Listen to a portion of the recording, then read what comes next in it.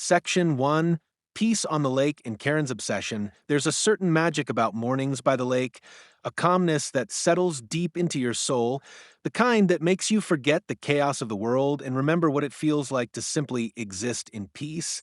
And for me, fishing wasn't just a hobby. It was a ritual, an act of healing and patience handed down by my father and his father before him, a tradition etched into every cast of the line, every gentle ripple that spread across the mirrored surface of the water. Our small lakeside community was the kind of place where the world seemed to slow down. Neighbors waved at each other from their porches, kids rode their bikes along the gravel paths that curved through the cluster of cozy cabins and cottages, and on quiet mornings, all you could hear was the soft hum of dragonflies skimming the water, birds calling to each other in the trees, and the occasional plop of a fish breaking the surface. It was perfect. At least, it was until Karen moved in. Karen was the self-appointed queen of the Homeowners Association, a woman whose idea of community was less about unity and more about control. From the moment she arrived, her sharp eyes and sharper tongue seemed to skin every porch and yard, every flower bed and mailbox, and silently measure them against a set of impossible standards only she seemed to know.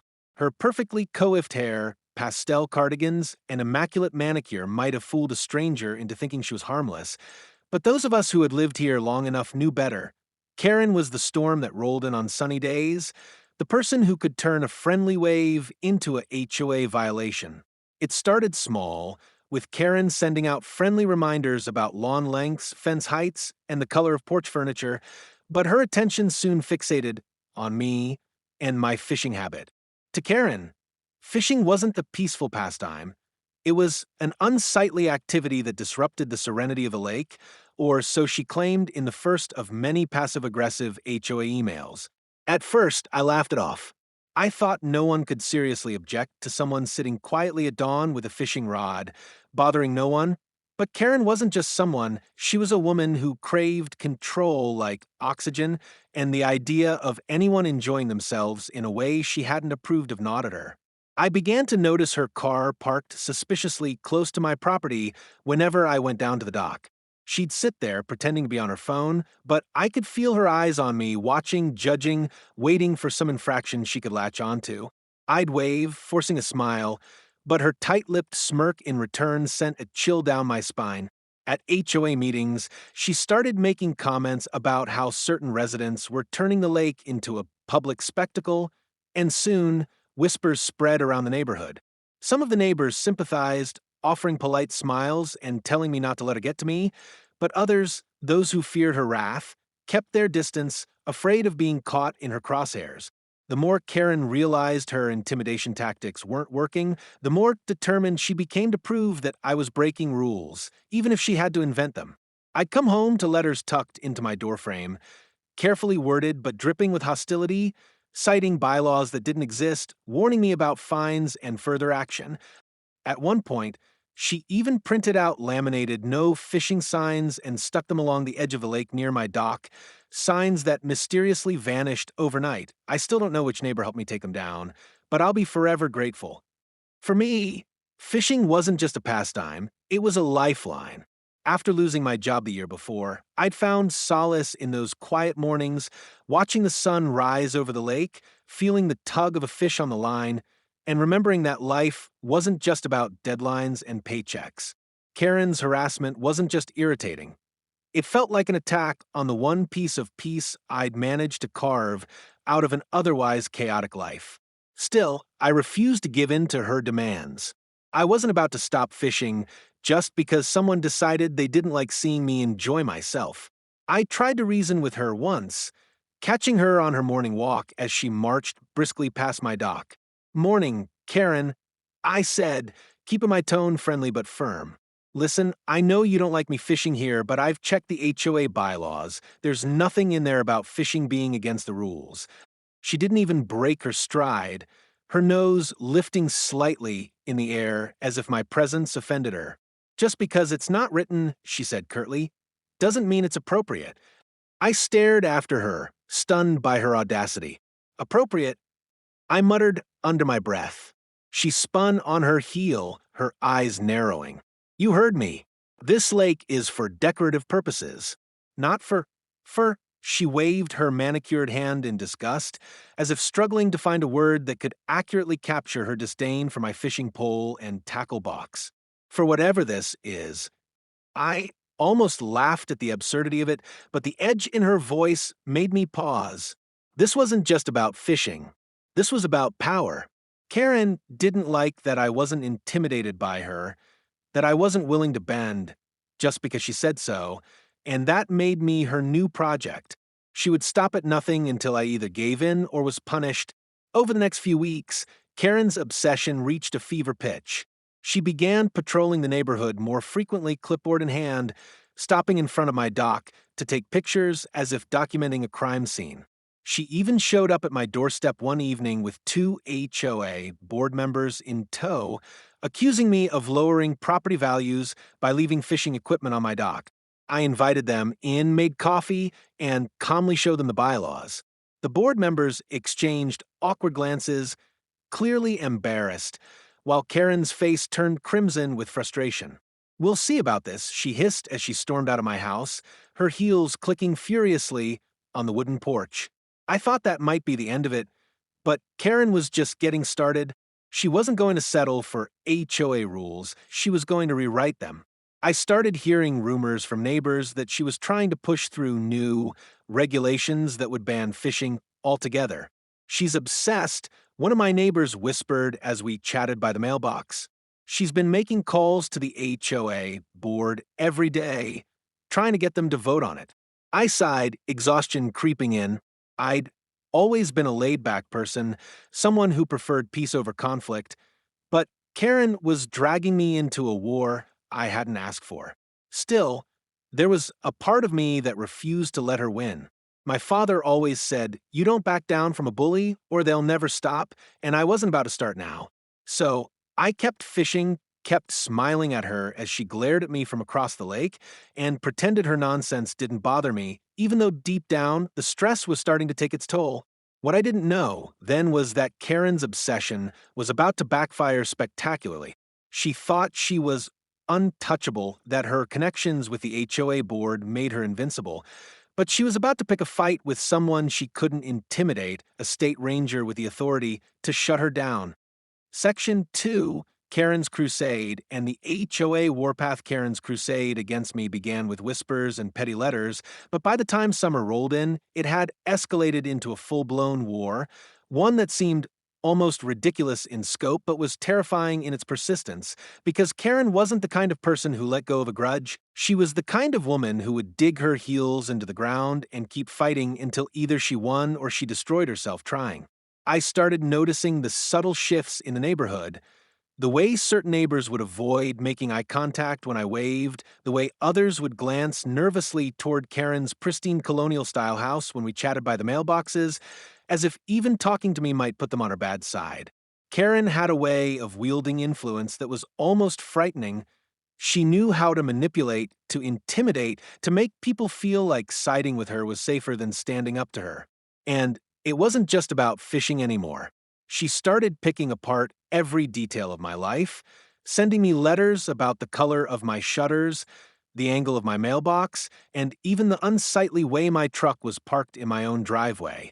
It was as if she had decided that every aspect of my existence was an affront to her sense of order. I tried to ignore her, tried to keep my focus on the lake and the peace it brought me, but the constant barrage of complaints and threats was wearing me down. Each evening when I returned home, I'd find another envelope stuck in my doorframe, its crisp white paper and elegant font masking the venom within. Notice of violation. One read, accusing me of storing unsightly objects on my property, my fishing rods and tackle box neatly stowed on my porch. Another letter warned me that I was in danger of accruing fines if I didn't comply with HOA standards, though no one could ever quite point to where these standards were written down. It became clear that Karen was making up rules as she went, twisting vague clauses in the HOA bylaws to fit her personal vendetta against me. She even began holding emergency HOA meetings, often in her own home, to discuss my so-called behavior, a term she used as if I were a delinquent child rather than a grown man sitting quietly with a fishing rod. Some of my neighbors, bless their hearts, tried to stand up for me. Karen, he's not hurting anyone. I overheard one of them saying at a meeting I wasn't invited to. It's a lake. People fish on lakes. That's normal. Karen's voice, sharp and cold as glass, carried across the street as she replied, Normal? Do you think lowering property values is normal? Do you think turning this community into a fishing pier is what we signed up for?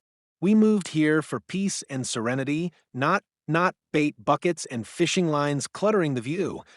I wanted to laugh at her dramatics, but the situation wasn't funny. The tension in the neighborhood was palpable.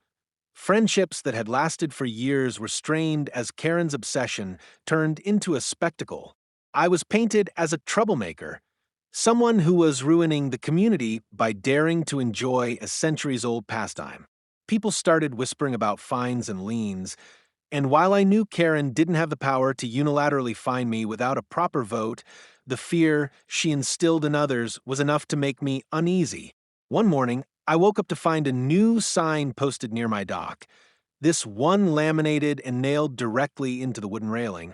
Private lake, NO fishing, it read in bold black letters. I knew instantly who had put it there. Karen's obsession had reached a fever pitch. She wasn't content with harassing me anymore. She wanted to erase any trace of fishing from the lake entirely. I pulled the sign down, tossed it in my garage, and shook my head at the absurdity of it all. Later that afternoon, Karen showed up at my door, flanked by 2 HOA board members who looked more like hostages than allies. She stood on my porch, arms crossed, a smug smile on her face. We're here to inform you that your fishing activities are in direct violation of HOA standards, she announced, as if reading from script. You've been warned multiple times, and now fines will begin accumulating daily until you cease and desist. I leaned against the doorframe, crossing my arms to mirror her stance. Funny, I said evenly, because I've read the bylaws. There's nothing in there about fishing being against the rules. In fact, if I'm not mistaken, this lake was advertised as a recreational feature when these properties were sold. The 2 board members shifted uncomfortably, clearly aware that I was right. Karen, however, didn't flinch. This is about more than bylaws, she said, her voice dripping with condescension. This is about maintaining the character of our community. You're turning this place into a public park. I couldn't help but laugh. Karen, it's literally my dock. My lake access.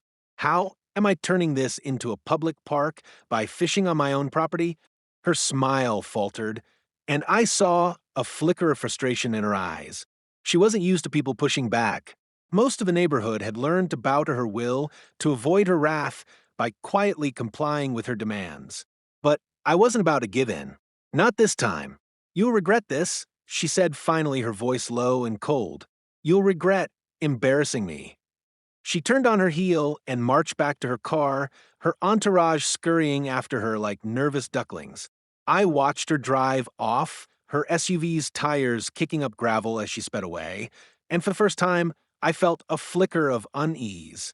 Karen wasn't just a busybody with too much time on her hands. She was dangerous in her own way, a woman with a vendetta and a network of nervous neighbors too afraid to stand up to her. And she wasn't going to stop until she got her way. Over the next week, the letters stopped coming, but the silence wasn't comforting. It felt like the calm before a storm, the heavy stillness in the air before lightning cracks across the sky. I knew Karen was planning something. I just didn't know what. I found out soon enough. It was a Saturday morning when I saw her standing by the lake, clipboard in hand, her face twisted in determination as she snapped photos of my dock from every angle. She was dressed impeccably as always, but there was something almost manic in her posture, the way she moved quickly and purposefully, as if gathering evidence for a trial. Morning, Karen, I called out, unable to resist. She didn't even look at me. Instead, she muttered something under her breath and kept snapping photos. A few hours later, I got a knock on my door. This time, it wasn't Karen. It was a man in a crisp uniform with a badge on his chest. Good morning, he said politely. I'm with the county zoning office. We've received a complaint about unauthorized structures on your property. My heart sank. Karen had gone to the county. I invited him in, showed him the paperwork for my dock, and explained that everything was up to code. The man was friendly, even apologetic. "Honestly, this happens a lot," he said with a shrug. "We get calls from HOA folks who think they're the law. You're fine. Just keep doing what you're doing." He left with a smile, but I couldn't shake the feeling that Karen wouldn't take that news well. Sure enough, the next day she was back, pacing along the edge of my property, her face red with fury as she spoke animatedly into her phone. "If the county won't do anything," I heard her say, "then I'll escalate this myself. He's breaking rules. I don't care what the paperwork says." I shook my head in disbelief. It was one thing to be a stickler for rules, but this was personal now. Karen didn't just dislike fishing, she disliked me, and she was willing to burn down the entire HOA to prove her point. The irony was, her antics were starting to turn the neighborhood against her. People were whispering about her behavior, calling her unhinged and out of control. One neighbor even told me, "We moved here because of a lake. If she bans fishing, half of us would leave." I nodded, grateful for their support, but I knew Karen wouldn't stop. Not until she felt like she'd won. And so, I braced myself. I knew a confrontation was coming, something bigger than nasty letters and HOA meetings. Karen had declared war, and I was ready to fight back, not with anger or aggression, but with patience and truth. What neither of us knew was that someone far more powerful than the HOA was about to step in, and Karen's crusade would unravel in ways she couldn't have imagined. Section 3. The ranger gets involved. The tension reached a boiling point within the next week, and by then, Karen had gone from a meddlesome HOA president to a full-blown crusader on a mission to destroy my peaceful fishing routine. It started innocently enough, or at least in a way that seemed harmless at first. Her walking her dog past my property more often, pausing with a judgmental glare as I cast my fishing line into the calm lake waters early in the morning, her lips pressed so tightly together they looked bloodless. Then came the phone calls, anonymous at first, to the HOA board, claiming my fishing equipment was a hazard and my presence on the dock was causing disturbances. Of course, no one truly anonymous was behind them. Karen had a signature way of filing complaints, a precision in her words, and an exaggerated flair in her accusations that made it obvious she was the voice behind every single grievance. When the HOA board didn't respond the way she hoped, she began rallying neighbors in an attempt to form a coalition to preserve the aesthetic sanctity of our lakefront. It was laughable. Really, she spoke in these grandiose terms as if she were some kind of general defending sacred territory, not just a suburban busybody upset about a man fishing on his own dock. But it stopped being funny when she started calling in outside help. The first sign of that came on a Tuesday afternoon when a white SUV with environmental services stenciled on the side pulled up to my driveway. A man in khakis and a polo shirt stepped out, clipboard in hand, introducing himself as a county environmental inspector. Apparently, someone had reported that my fishing activities might be polluting the lake or disturbing the natural habitat. I showed him my bait, my equipment, my fishing license, and he laughed outright at the absurdity of the complaint. "This is a stocked lake, sir," he said. "It's literally managed for fishing. Whoever called this in wasted my time." I knew exactly who it was. Karen stood across the street, arms crossed, watching like a hawk as the inspector left with a shake of his head, probably muttering under his breath about HOA drama. That's when I realized she wasn't just going to stop at HOA meetings and letters. She was escalating this fight into something larger, something she thought would break me down. But she underestimated two things: my patience and the fact that I was always careful to follow the rules. The following weekend, things took a dramatic turn. It was a sunny Saturday morning, the kind of day that practically begged for fishing. I set up my rod holder, cracked open a cold drink, and leaned back in my chair, soaking in the calm serenity of the lake. The surface rippled gently in the breeze, dragonflies darted between the reeds, and the soft hum of distant lawnmowers was the only sign of suburban life beyond my dock. That peace shattered when I heard Karen's shrill voice echoing across the water. "There he is. That's him. That's the one I called about." I turned to see Karen storming down the pathway toward my dock, phone in hand, her finger jabbing the air at me as if she were pointing out a criminal. Behind her was a truck, forest green, with the emblem of the state parks and wildlife department emblazoned on the side. A uniformed ranger stepped out, sunglasses hiding his eyes, but the authority in his stance was unmistakable. Karen practically ran up to him, waving her arms as she launched into an impassioned speech. "Officer, thank goodness you're here. This man has been breaking every rule in the book. He's destroying property values, polluting the lake, and harassing the community with his behavior. He needs to be fined and banned from fishing immediately." I blinked at her, stunned by her audacity, but the ranger remained calm, his expression unreadable as he glanced between her and me. "Ma'am," he said, evenly, "why don't you let me handle this?" Karen stepped back, but she didn't stop talking, her voice still shrill as she pointed at my tackle box and fishing rods, as though they were contraband. "He doesn't have permission to fish here. This is private property.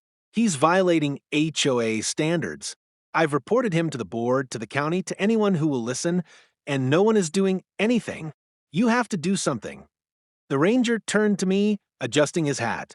"Afternoon, sir," he said, his voice calm and professional. "Mind if I see your fishing license?" "Of course," I said, handing it over without hesitation. I'd renewed it just a few weeks ago. He examined it, nodded, and handed it back. "Looks good. Can I also see your property deed, just to confirm lake access?" I had anticipated this level of scrutiny thanks to Karen's antics, so I had a folder ready with all my property documents. He flipped through them, nodding again, his face betraying no hint of irritation or amusement. "All right," he said finally. "Everything checks out.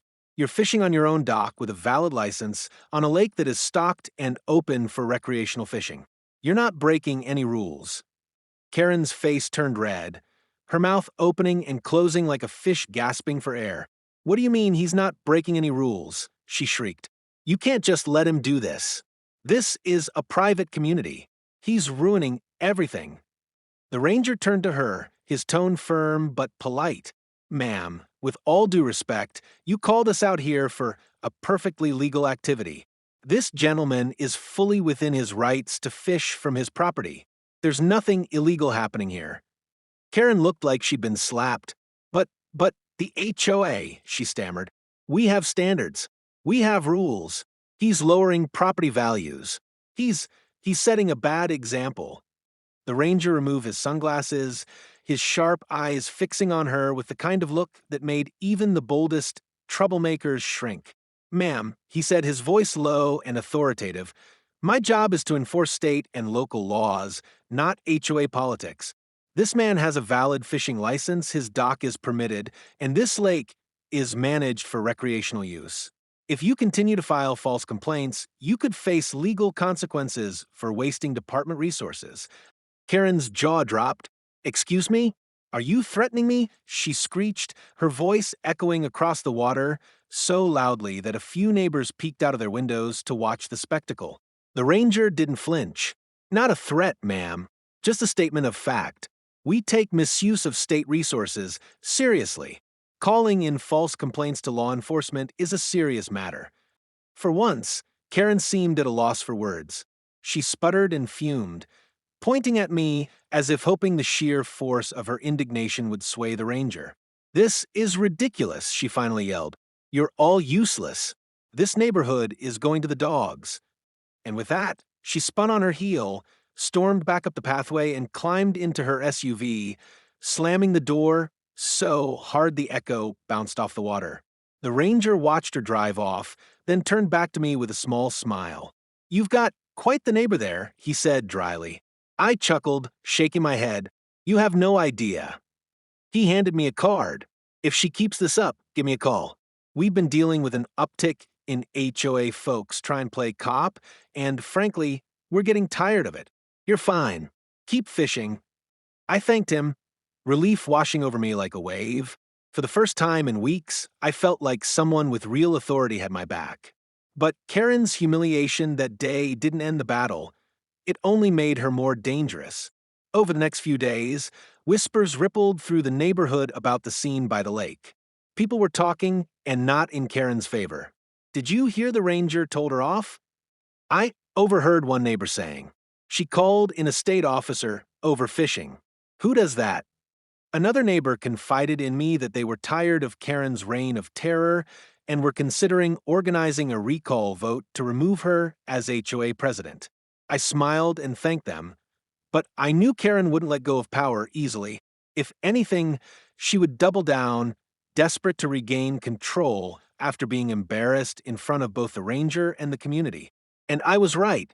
A few days later, I received a letter from the HOA. This one not just a violation notice, but a formal summons to appear at a disciplinary hearing. Karen's accusations had become even more absurd, creating a nuisance, public endangerment, harassment of neighbors. It read like a crime novel, painting me as some kind of menace to society. I laughed when I read it, but beneath the laughter was a simmering anger. Enough was enough. Karen had crossed a line, and it was time to fight back, not just with paperwork, but with undeniable proof of her harassment and lies. What I didn't realize at the time was that the ranger had already started building his own case, one that would expose Karen's antics in front of the entire community once and for all. Section 4, the HOA hearing showdown. The day of the HOA disciplinary hearing arrived with the kind of tension that made the air feel heavy, like the moments before a summer thunderstorm. I woke up early that morning, not because I was nervous. I'd been angry for too long to feel nervous anymore, but because I knew that this was my chance to finally put an end to Karen's endless campaign of harassment. I'd spent the past several days gathering every scrap of evidence I could find: copies of my fishing license, photos of my dock and equipment, email exchanges with the HOA proving that no such fishing ban existed, and even a few statements from neighbors who'd grown tired of Karen's antics. But the most reassuring piece of preparation came from a voicemail I'd received the day before from none other than the state ranger himself. "Hey," his calm voice said over the phone, "I might drop by your hearing tomorrow. Can't promise anything, but I think it'd be good for them to hear it from me." That message had lit a fire of confidence in me. Karen wasn't just fighting me anymore. She was fighting the truth, and truth had some powerful allies. The meeting room was packed when I arrived at the HOA clubhouse that evening. The long, rectangular space was filled with neatly arranged folding chairs, every one of them occupied by curious neighbors whispering among themselves, eager to see the showdown they'd all heard whispers about. At the front of the room sat the HOA board, 5 members in total, each with a nameplate and a folder of documents. In the center was Karen, seated proudly like a queen on her throne, lips pursed in satisfaction as she shuffled through a thick stack of papers, no doubt filled with her evidence of my supposed crimes. She looked up when I walked in, her eyes narrowing into sharp slits of disapproval, and gave a curt nod as if to say, "You're going down tonight." I took my seat near the front, resting my folder of neatly organized paperwork on my lap, and simply smiled back at her. The meeting began with the HOA president, a mild-mannered man named Richard who looked perpetually exhausted from being caught in the middle of neighborhood squabbles. "All right," he said, tapping his gavel lightly on the table. "Thank you all for coming. Tonight, we're here to discuss a formal complaint brought forward by our HOA compliance officer, Karen Thompson, regarding fishing activity on Lake Crest." He glanced at his notes, clearly aware of how ridiculous it sounded. Karen, however, seized the moment like an actress on opening night. She stood up, straightened her blazer, and launched into an impassioned speech. "Thank you, Mr. President," she began, her voice dripping with self-importance. "For too long, this community has been plagued by individuals who think they're above the rules. As head of the HOA Compliance Committee, it's my duty to uphold our community standards, to preserve property values, and to ensure that everyone here enjoys a safe, peaceful environment. Unfortunately, one resident, she shot me a look sharp enough to cut glass, has chosen to repeatedly violate our rules by fishing excessively, cluttering his dock with unsightly equipment, and causing disruptions that threaten our way of life. I have documented numerous violations, filed multiple complaints, and even been forced to involve county and state authorities. It is clear that this behavior cannot continue. There were murmurs from the audience, some sympathetic, others skeptical. Karen's voice grew more theatrical with every word. Not only is this man fishing illegally, but he is also setting a dangerous precedent. If we allow one resident to flout the rules, what's next? Jet skis? Houseboats? Unsanctioned bonfires? This is a slippery slope, ladies and gentlemen, and I will not stand idly by while our community deteriorates. She slammed a thick folder onto the table for dramatic effect, the sound echoing through the room. I am asking the board to fine this resident, ban him from fishing, and if necessary, take legal action to ensure compliance. I couldn't help but chuckle softly, which made Karen's head snap in my direction. Is something funny to you? She snapped, her face flushing red. I raised my hand slightly. With your permission, Mr. President, I'd like to respond. Richard sighed, clearly tired of the drama, and nodded. Go ahead.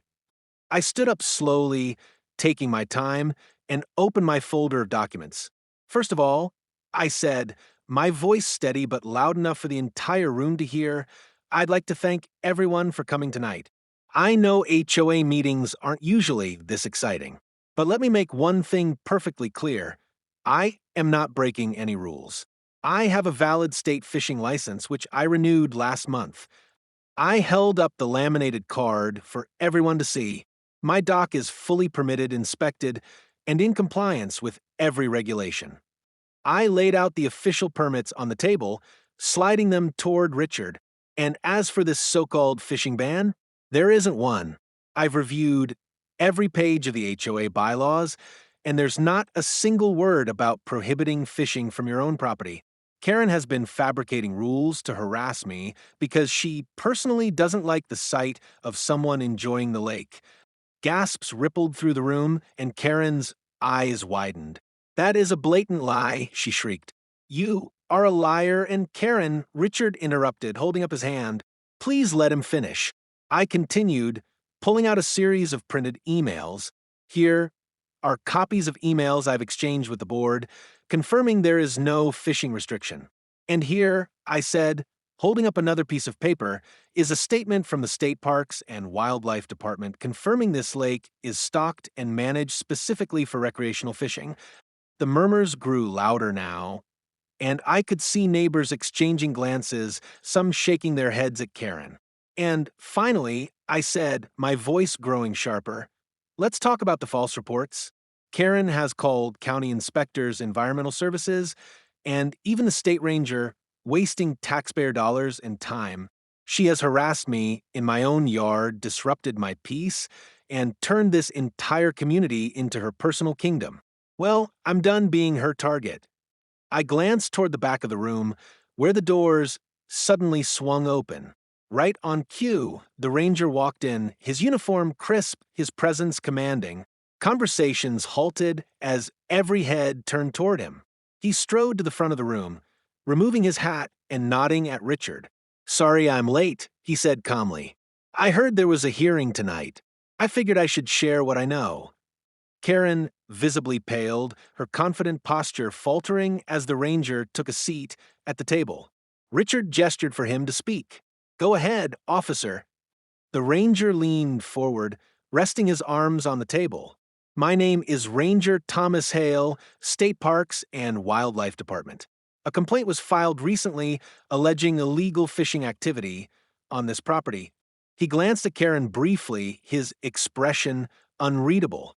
I investigated the claim thoroughly. I inspected the dock, fishing equipment, and permits. I found no violations. The gentleman here has a valid license. His dock is properly permitted, and there is no law or HOA regulation prohibiting him from fishing on his own property. In fact, this lake is stocked and encouraged for recreational use. The complaint was entirely unfounded. Karen's face turned a deep shade of crimson. That's not true, she burst out, her voice cracking. You don't understand. He's lowering property values. He's bringing down the neighborhood. Ranger Hale turned to her, his calm demeanor unwavering. Ma'am, I've been in law enforcement for 20 years. I can tell you right now that fishing from a dock isn't lowering anyone's property value. What is causing issues is the repeated misuse of government resources. Filing false reports is a serious offense. My department doesn't appreciate being used to settle personal grudges. The room erupted in whispers and gasps. Karen's composure was crumbling, her hands trembling as she pointed at me with a shaking finger. He provoked me. He's making me out to be the villain. The ranger didn't flinch. I don't need to make you out to be anything, ma'am. The facts speak for themselves. He reached into his briefcase and pulled out a document. I've submitted a report to the county attorney's office regarding the misuse of emergency complaint systems. If this behavior continues, there will be legal consequences. Karen's jaw dropped as if he'd slapped her. Richard cleared his throat, his expression stern. Karen, I think it's clear you've overstepped your authority. This is not what our HOA stands for. Harassing residents, fabricating rules, and wasting taxpayer money is unacceptable. I move that we dismiss all complaints against this resident immediately. The other board members nodded in agreement, one even muttering, "This is ridiculous," under their breath.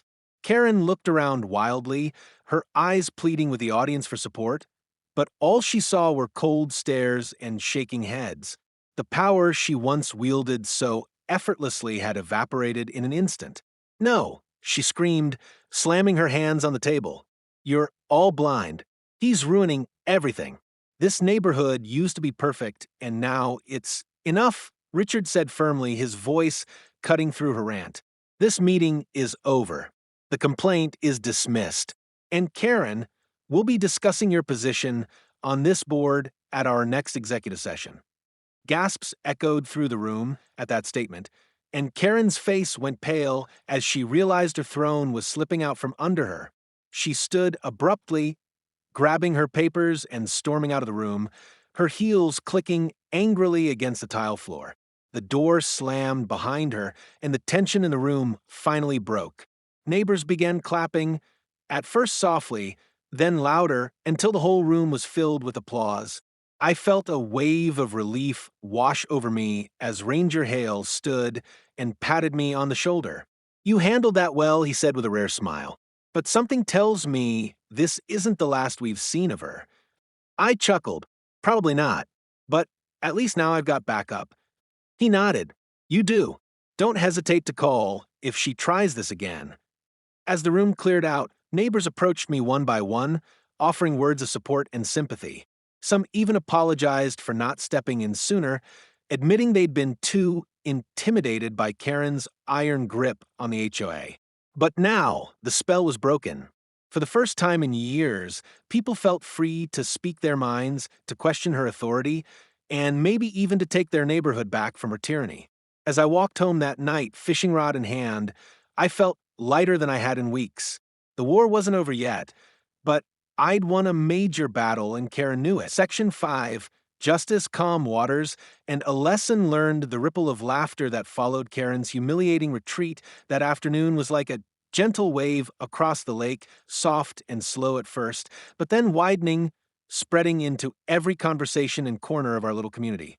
People who'd spent months whispering nervously about her rule obsession now openly chuckled when her name came up, recounting how the ranger had dismantled her fabricated claims piece by piece with quiet authority. Word traveled fast. Within a day, the incident was a headline in neighborhood group chat. Neighbors posted photos of a lake with captions like "Fishing season is open and HOA overreach shut down," and the tide of fear that Karen had wielded so effectively began to ebb like the setting sun glinting off the water. I was back at my favorite fishing spot the next morning, my gear set up and lying cast without a trace of the anxiety I'd carried for weeks, and I wasn't alone. 3 other neighbors, rods in hand, joined me, each sharing their own stories of Karen's petty harassment. One elderly gentleman told me she'd once written him up for a garden gnome, not conforming to HOA aesthetic guidelines, while a young mom recalled a letter about her kid's chalk art on the driveway. We all laughed, but there was a bitterness to those stories too, a collective exhaustion for months, even years, of her policing everything from fence heights to flower colors. That day by the lake, though, something had shifted. A sense of solidarity sparked by the ranger's intervention, a realization that one person's obsession with control didn't have to define an entire neighborhood's peace. Karen, however, was not taking her humiliation well. Reports trickled in that she'd stormed out of the HOA meeting, muttering about resigning from leadership and threatening to consult legal counsel, though most of us doubted any lawyer would take her case seriously after a state ranger had cited her for harassment and misuse of HOA authority. In fact, the HOA board quietly issued her a formal warning, something none of us ever thought we'd see. That evening, sitting on my porch overlooking the lake, I watched Karen's blinds twitch nervously from across the cul-de-sac as I reeled in a fish and held it high for my neighbors to cheer. It wasn't just a victory for me. It was a collective sigh of relief for everyone who had endured her reign of nitpicking tyranny. Kids played freely in front yards without worrying about chalk graffiti. Neighbors painted their fences without fear of fines, and for the first time in a long while, the neighborhood felt like a community again. The ranger, whose name was Officer Daniels, became a bit of a local hero, and when I ran into him a week later at the bait shop, he grinned and shook my hand, telling me that Karen's record had been flagged for abuse of authority and that the HOA had been officially advised to revise their enforcement policies. It was vindication in every sense. I'd gone from fearing losing access to the lake, I loved, to watching justice roll in like a warm summer tide, pushing back the shadow of Karen's power-hungry antics. And as I sat on the dock one golden evening, my fishing line glinting in the soft light, neighbors gathered around sharing snacks and laughter, I realized the real triumph wasn't just that I could fish freely again. It was that Karen's obsession, which she had used as a weapon against so many, had backfired so spectacularly that it reminded everyone that rules should serve people, not control them. The neighborhood wasn't perfect, and Karen would always be Karen, lurking behind her curtains, but her stranglehold was gone, and the lake, once silent with tension, was alive again with voices, laughter, and the gentle splash of fishing lines. It felt like reclaiming not just a hobby, but a piece of freedom we'd all forgotten we had.